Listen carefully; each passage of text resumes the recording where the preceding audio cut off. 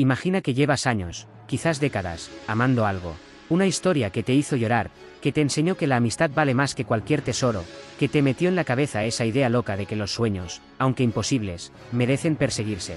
Una historia con piratas, con frutas mágicas, con hombres que tienen 3 espadas y las sostienen con la boca, con hombres elásticos que se ríen mientras los golpean. Una historia que lleva más de 25 años publicándose y que todavía no ha terminado. Y ahora imagina que esa historia va a convertirse en un live action de Netflix. Sí, exacto. Ese silencio que acabas de hacer, esa cara, eso fue lo que pusimos todos cuando lo anunciaron.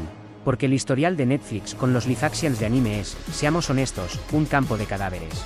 Death Note, 2017, una película que convirtió uno de los animes más inteligentes jamás escritos en un thriller adolescente genérico.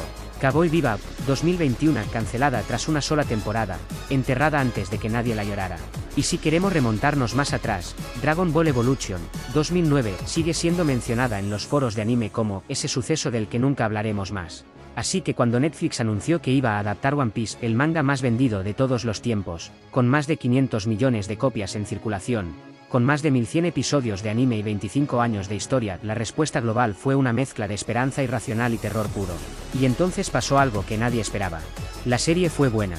Pero buena es una palabra muy vaga, es buena para los fans, es buena para los nuevos, ¿Oda realmente tiene el control o es solo marketing? ¿Cuánto han gastado y por qué la temporada 2 perdió audiencia si era mejor valorada por el público? Siéntate, agárrate el sombrero de paja, y zarpamos. ¿Cómo llegó a existir este proyecto? Antes de hablar de la serie, necesitamos hablar de cómo llegó a existir, porque la historia detrás del proyecto es casi tan épica como la propia historia de Luffy. El anuncio oficial llegó el 21 de julio de 2017. En la Tokyo One Piece Star, para celebrar el 20º aniversario del manga, Shueisha anunció que Tamaharo Studios comenzaría la producción de una adaptación en acción real para Netflix. Eiichiro Oda sería productor ejecutivo. 6 años entre el anuncio y el estreno. 6. Eso ya te dice algo sobre la escala del proyecto. En 2020, la pandemia de COVID-19 retrasó el inicio del rodaje en Ciudad del Cabo, Sudáfrica. En 2021 el proyecto reanudó su marcha. En 2022 comenzó el rodaje oficial bajo el nombre en clave, Proyecto Panda, y 6 meses y 22 días después terminaron de rodar la primera temporada. Lo que ocurrió durante esos meses en Ciudad del Cabo es una historia de aventuras por sí sola. Se construyeron sets enormes en los Cape Town Film Studios. El equipo de prótesis trabajó durante meses para crear criaturas que parecieran fieles a los diseños originales de Oda. El departamento de utilería fabricó desde cero los teléfonos caracol, ese elemento tan peculiar del universo de One Piece, combinándolos luego con efectos visuales. Algunas escenas se rodaron incluso en las Islas Canarias, en España. Y antes del estreno ocurrió algo que todos celebramos secretamente. Cuando se filtró, las proyecciones de prueba habían fracasado. La serie se había mostrado a grupos de test y las puntuaciones no eran buenas. Netflix, en lugar de lavarse las manos y lanzarla tal cual, tomó una decisión valiente: volver a rodar escenas. Eso cuesta una barbaridad, tanto en dinero como en logística. Pero lo hicieron. ¿Por qué importa esto?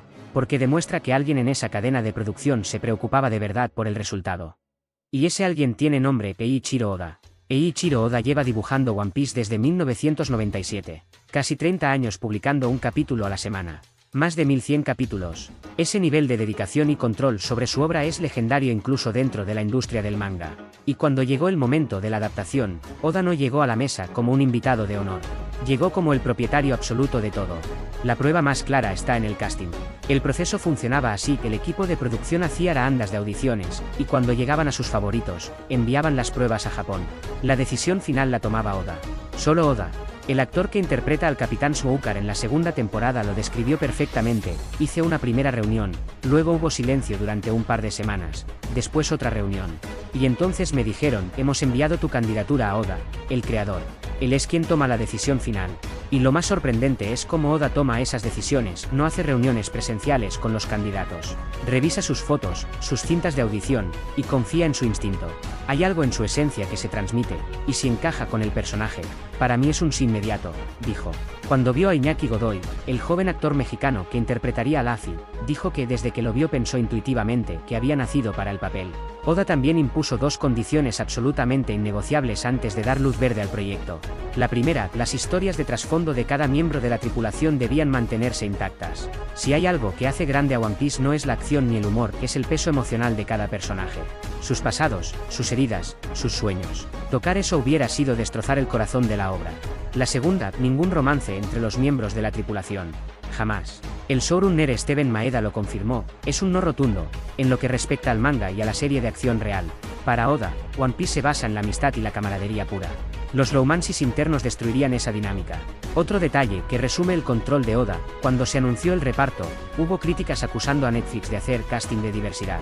La respuesta correcta era obvia para quien entiende el proceso, que era Oda quien aprobaba a todos y cada uno. La diversidad del elenco no era una imposición de Netflix, era la decisión del propio autor.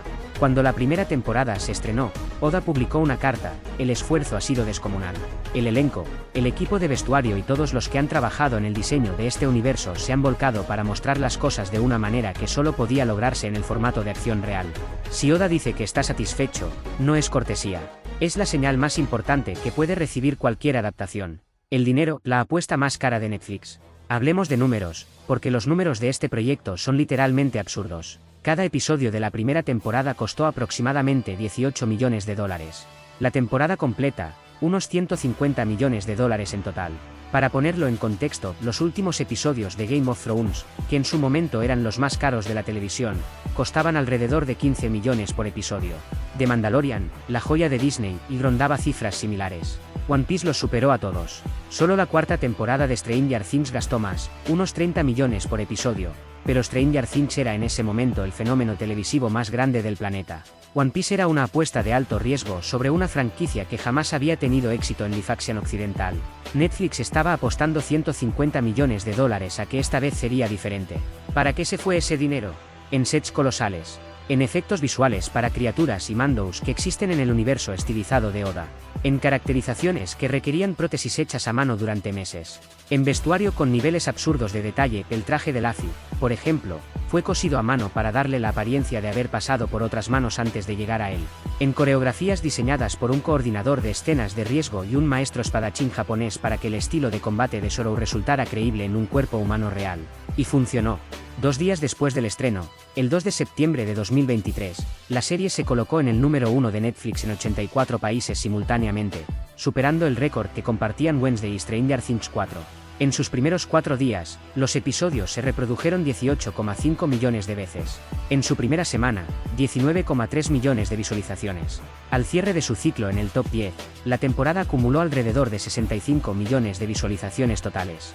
La primera temporada se convirtió en la serie más vista de Netflix durante todo el segundo semestre de 2023, con 541 millones de horas visualizadas. Las visualizaciones de One Piece en ese periodo duplicaron las de toda la biblioteca de anime de Netflix combinada. La inversión había valido la pena. 2 semanas después del estreno, Netflix anunció la renovación para una segunda temporada.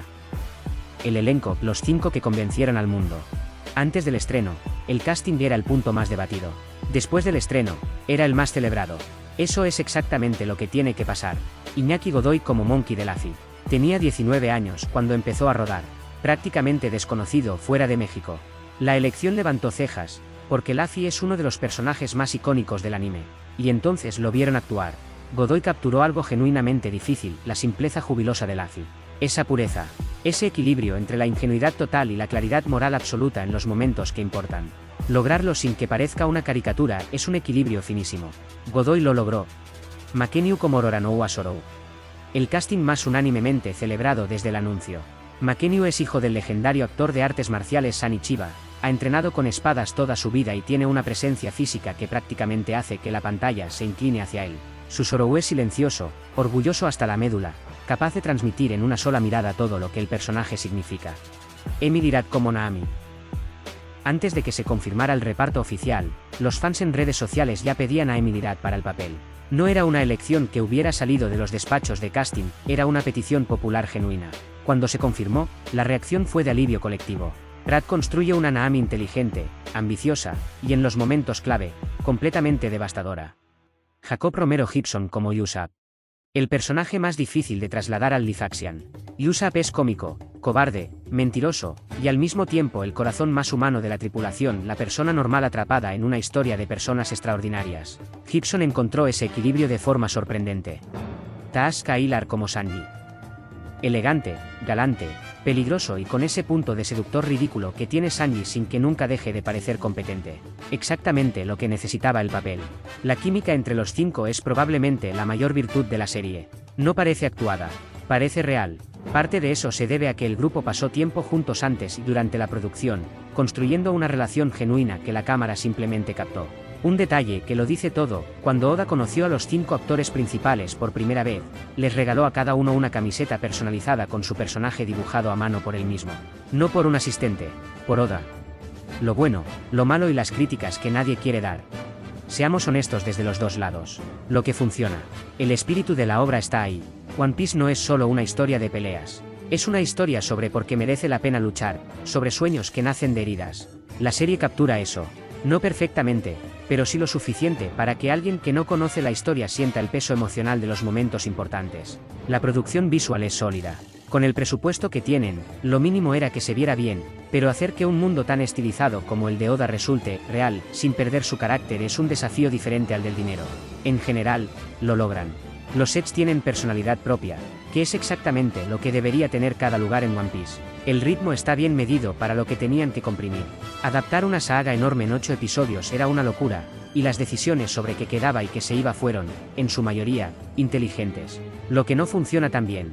Los momentos más emotivos pierden peso. Este es el problema más consistente. One Piece tiene escenas que en el manga y el anime hacen llorar a personas que se creían inmunes. En el live action esas escenas están, pero muchas no tienen el mismo impacto. Parte es por la compresión temporal, no hay espacio para que la emoción respire antes de asentarse. Parte es que la actuación, a pesar de ser buena, a veces no llega al nivel que necesita ese momento específico. Los efectos visuales son inconsistentes. Con 18 millones por episodio, hay secuencias donde los efectos se ven por debajo del estándar que debería tener esta producción.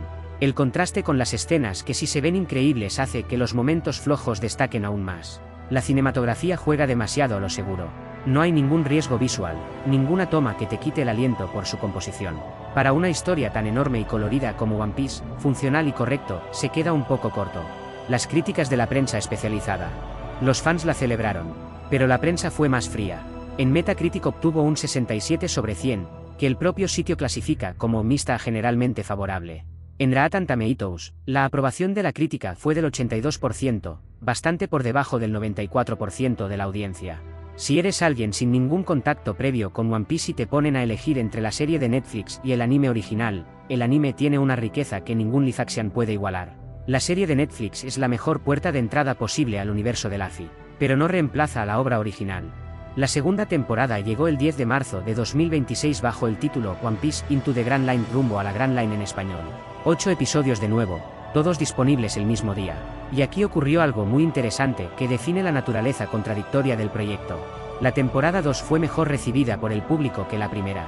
Algunos episodios, especialmente los dedicados a un personaje nuevo que hace su debut en esta temporada, se convirtieron en los mejor valorados de todo el live action, superando incluso el cierre de la primera temporada. Parte de la nueva entrega fue aclamada casi sin reservas. La segunda temporada lleva a los Sombrero de Paja más allá del East Blue, hacia la Grand Line, y presenta nuevos lugares, nuevas amenazas y personajes que los fans del manga y el anime conocen muy bien. Sin entrar en detalles para no arruinar la experiencia, la temporada tiene un ritmo más variado que la primera, alternando momentos de acción con episodios más emocionales y pausados. El arco de cierre fue, para muchos, lo más redondo que ha hecho la serie hasta ahora. Entonces, si la temporada 2 era mejor valorada, ¿cuál es el problema? Los números. La segunda temporada registró una caída de aproximadamente un 34% en visualizaciones respecto a la primera. En sus primeros 6 días acumuló 16,8 millones de reproducciones, frente a las 18,5 millones que la primera temporada había conseguido en 4 días. Seguía siendo la serie más vista de Netflix globalmente durante 2 semanas, pero la tendencia descendente es algo que los ejecutivos observan con mucha atención. ¿Por qué cayó la audiencia si la temporada era mejor valorada? Varias razones. La primera y más obvia, que entre temporadas pasaron 2 años y medio. El público casual que disfrutó la primera simplemente se olvidó o no sintió urgencia por volver. La segunda, la primera temporada presenta los personajes desde cero y es más accesible para nuevos espectadores. La tercera, incómoda pero real, hubo un cambio creativo importante. Matt Owens, CEO showrunner de la primera temporada, se retiró del proyecto en marzo de 2025 por razones de salud mental. Joe Traas y Jan Stokes tomaron las riendas.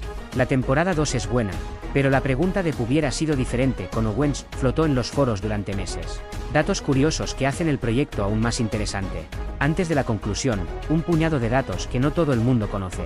El traje de Luffy fue cosido a mano para que pareciera que había pasado por varias manos antes de llegar a él. Cada detalle del desgaste fue calculado y ejecutado manualmente. Las espadas de Zorro son de fibra de carbono con puños de espuma, para que Mackenyu pudiera hacer movimientos rápidos y convincentes sin riesgo de lesionarse. Y Mackenyu no tuvo que aprender a manejar espadas desde cero, es hijo del legendario actor de artes marciales Sonny Chiba y lleva entrenando toda su vida. Parte del rodaje tuvo lugar en las Islas Canarias, además de los sets principales en Ciudad del Cabo. España tiene su pequeño lugar en la historia del live action de One Piece. La primera temporada se llamó internamente Proyecto Panda, posiblemente un guiño a Pandaman, el personaje easter egg más famoso del manga. La segunda temporada fue Proyecto Renacimiento, una referencia a que el movimiento cultural del Renacimiento precede al Barroco, y Baroque es el nombre de la organización criminal que aparece en la segunda temporada. Antes del estreno, las proyecciones de prueba habían fracasado. Netflix decidió volver a rodar en lugar de resignarse. Sin esa decisión, la serie que vemos podría haber sido otra muy diferente, y probablemente peor. Netflix organizó proyecciones especiales en cines para los 2 primeros episodios de la segunda temporada en Estados Unidos, Canadá y Japón. Un reconocimiento de que el proyecto tiene escala cinematográfica. Eiichiro Oda participó en el primer episodio del podcast oficial que Netflix lanzó tras la segunda temporada, junto a Iñaki Godoy. Oda, que normalmente evita las apariciones públicas en Occidente, se implicó activamente en la promoción. Eso dice mucho. Los productores han hablado de planes para hasta 12 temporadas. Con más de 1100 capítulos de manga, el material es prácticamente inagotable. 6 temporadas cubrirían aproximadamente la mitad de la historia de Luffy. Llegar al final requeriría más de 10. ¿Mereces una respuesta directa? ¿Merece la pena One Piece Live Action? Sí, pero depende de quién seas. Si eres nuevo en One Piece, la serie de Netflix es probablemente la mejor puerta de entrada que existe. Es accesible, visualmente atractiva, tiene personajes carismáticos desde el primer episodio, no te pide ningún conocimiento previo. Si te engancha, tienes ante ti una de las historias más ricas y longevas de la ficción popular esperándote en el anime. La serie de Netflix es el tráiler más caro y elaborado de la historia para presentarte a Monkey D. Luffy y los piratas del sombrero de paja. Si ya eres fan del anime o el manga, la respuesta es más matizada. La serie no va a reemplazar lo que ya sientes por la obra original. Pero si te acercas a ella como una interpretación diferente, un homenaje con su propia vida, una forma de ver a tus personajes de carne y hueso, tiene mucho que ofrecerte. Los momentos donde aciertan son más de los que los críticos más duros quieren reconocer. Si eres escéptico de los live actions de anime en general, entiendo la precaución. Pero este es diferente, no porque sea perfecto, porque no lo es, sino porque es el primer caso en que el creador original mantuvo el control real del proceso. Oda no prestó su nombre para que lo usaran de marketing. Oda eligió al elenco. Oda revisó los guiones. Oda exigió que se rehacieran las escenas que no le convencían. Oda puso sus condiciones y Netflix las aceptó. Eso cambia fundamentalmente la naturaleza del producto. El miedo que todos sentimos cuando anunciaron el proyecto era razonable. Teníamos sobradas razones para esperar otro cadáver en el campo de batalla de los live actions. Pero lo que tenemos es algo diferente. No perfecta, pero diferente.